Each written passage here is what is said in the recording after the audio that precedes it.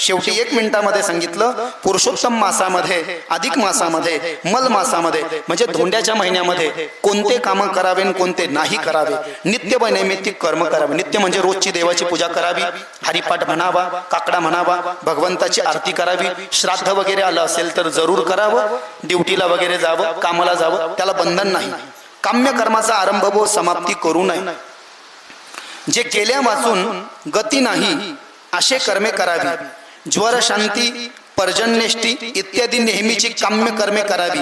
देवाची पुनःप्रतिष्ठा करता येते. ग्रहण, श्राद्ध, जातकर्म, नामकर्म, अन्नप्राशन हे संस्कार करावे. मनवादी व युगादी संबंधी श्राद्धादी कृत्ये करावी. तीर्थश्राद्ध, दर्शश्राद्ध, नित्य श्राद्ध ही करावी.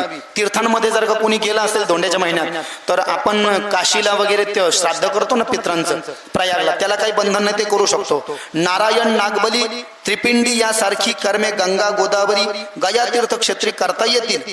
गृहारंभ, वास्तुशांती, संन्यास ग्रहण, नूतन व्रत ग्रहण, दीक्षा, विवाह, उपनयन, चौल, देवप्रतिष्ठा करू नयेत. म्हणजे या धोंड्याच्या महिन्यामध्ये लग्न करू नये, वास्तुशांती करू नये, नवीन घराचं भूमिपूजन या ठिकाणी करू नये.